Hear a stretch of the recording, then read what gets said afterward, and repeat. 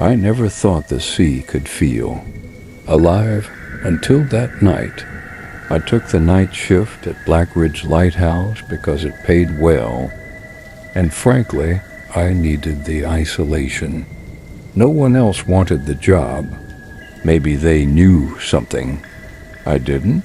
Maybe they heard the stories about what happens when you're alone for too long, staring into the endless dark. For 3 months, everything was routine. I'd check the fuel, clean the lenses, log the weather. But that night burned itself into my memory like frostbite. It was sometime after 2 a.m. I'd just finished my last patrol and was settling in with some stale coffee when the light suddenly died. Not a flicker, not a slow fade, just darkness, complete.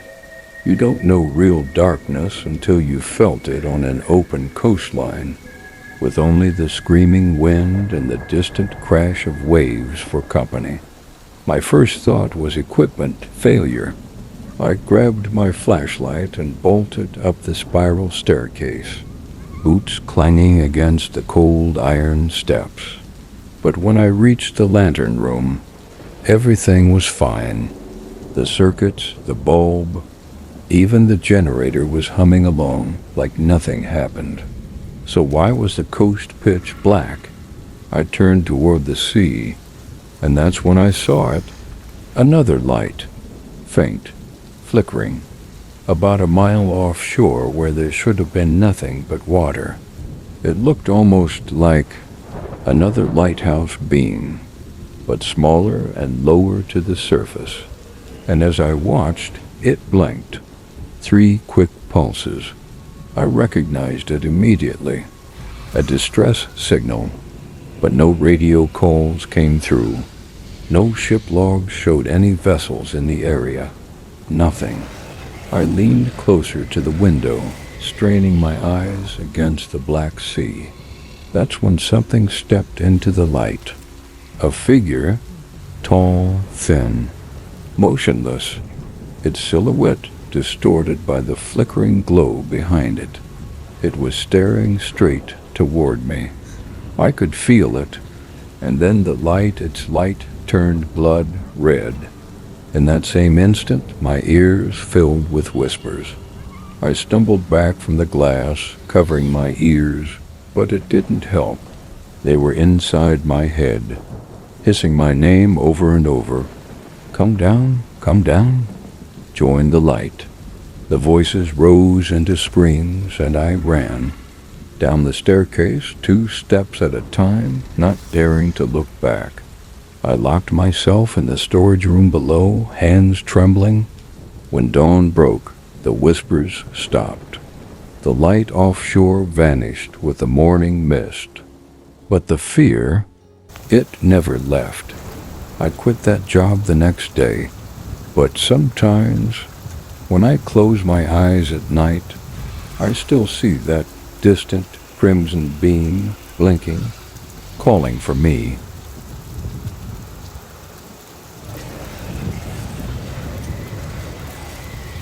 They told me the old keepers went mad out here.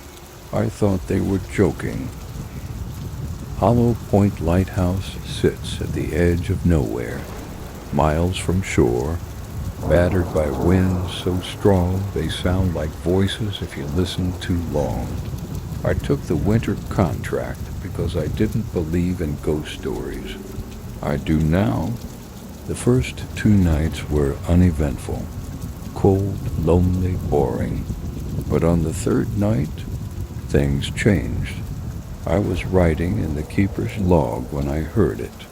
Footsteps. Slow, deliberate. Climbing the stairs from the basement storage. I froze. My heart dropped. No one else was supposed to be here. I called out, voice shaking. Who's there? Silence. But the footsteps kept coming. Grabbing my lantern, I crept toward the stairwell. My light barely pierced the shadows curling around the spiral stairs. I waited, listening. Nothing. And just when I thought I'd imagined it, a voice drifted up from below, hoarse, cold. I never left. The hairs on my neck stood on end. I slammed the basement hatch shut and bolted it. But the footsteps didn't stop. They circled the tower, slow and patient, like something waiting for me to make a mistake. I spent the night barricaded in the lantern room, watching the dark sea stretch out forever. No sleep, just waiting for dawn. When morning finally came, I crept down to inspect the hatch. The bolt was snapped clean in two like it was paper. But what really froze my blood was the Lighthouse journal. Every keeper signs it daily, recording shifts. I flipped to the last entry from the night before, and beneath my own name was a signature, scrawled in faded, shaky handwriting. It belonged to the first keeper of Hollow Point, Edward Halloway, dead since 1912. But that wasn't the worst part. The ink was still wet. I packed my things and left that same day. I don't know who or what is still down there, but some nights, when the wind howls through my window at home, I hear those footsteps on my stairs.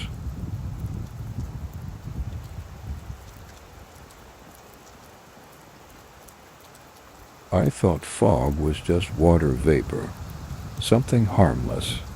I was wrong. It was the thickest fog I'd ever seen, the kind that smothers sound and light. Visibility was maybe 5 feet beyond the glass. The beam of the lighthouse looked like a blade slicing through milk. I was doing my routine checks when the beam flickered, briefly, like something passed in front of it. That should have been impossible. There was no one here but me, and nothing tall enough to reach the beam outside. I went up to investigate, thinking maybe the lens had cracked or a seabird had gotten stuck. But when I looked out, I saw it, a shape in the fog, vaguely human, but impossibly tall, its head nearly level with the lantern room. It had no face, just a smooth, pale void where its features should be. But still, I could feel its gaze. It raised one arm, slowly, almost mockingly, and waved at me. I stepped back in horror. My hands shaking, I switched off the lighthouse beam, cutting it off from whatever that thing was. Darkness swallowed everything. I waited. Minutes passed, maybe hours. Eventually, I dared to switch the light back on. The fog had thinned, and the figure was gone, but carved into the outside of the lantern glass, as if written by an invisible hand, were 4 chilling words, written backwards so I could read them from inside. "See you tonight."